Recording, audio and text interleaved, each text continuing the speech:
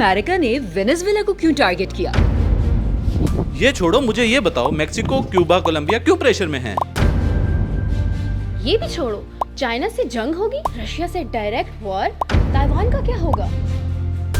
ये सब सवाल आज हर किसी की जुबान पे है और अमेरिका जवाब पहले ही लिख चुका था। दिसंबर 2025 की नेशनल सिक्योरिटी स्ट्रेटजी, आज जो हो रहा है वो प्लान की इम्प्लीमेंटेशन है। Venezuela, Cuba, Mexico, Colombia, because ये अमेरिका का बैकयार्ड है, मतलब वेस्टर्न हेमिस्फीयर। अमेरिका ने ग्लोबल पुलिस बनना छोड़कर अपने रीजन पर फोकस कर लिया है। चाइना और रशिया अब दुश्मन नहीं, स्ट्रेटेजिक कॉम्पिटिटर्स हैं और अमेरिका अब हर चीज का जवाब जंग से नहीं देगा। फिर अमेरिका के असल थ्रेट्स क्या हैं?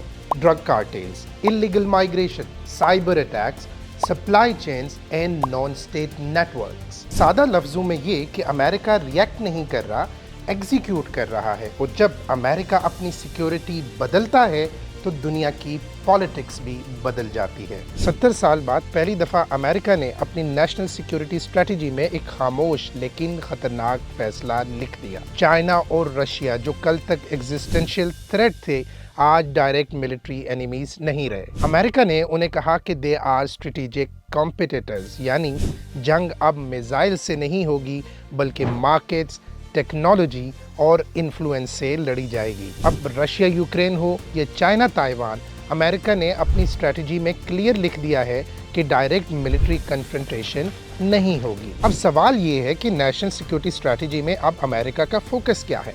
नंबर 1, सप्लाई चेन्स का कंट्रोल।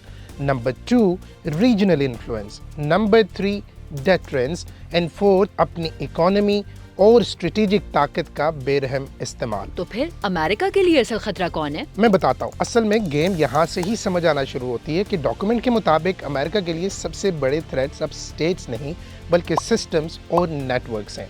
नेटवर्क्स क्या मतलब? नेटवर्क्स का मतलब है transnational criminal networks, drug cartels और illegal trafficking, illegal migration and border instability, supply chain disruptions, cyber attacks और इंफॉर्मेशन वॉरफेयर, और उसके अलावा non state actors and regional chaos. मतलब आज की जंग फौज से नहीं बल्कि डाटा, बॉर्डर्स, ड्रग्स और डॉलर से लड़ी जाएगी।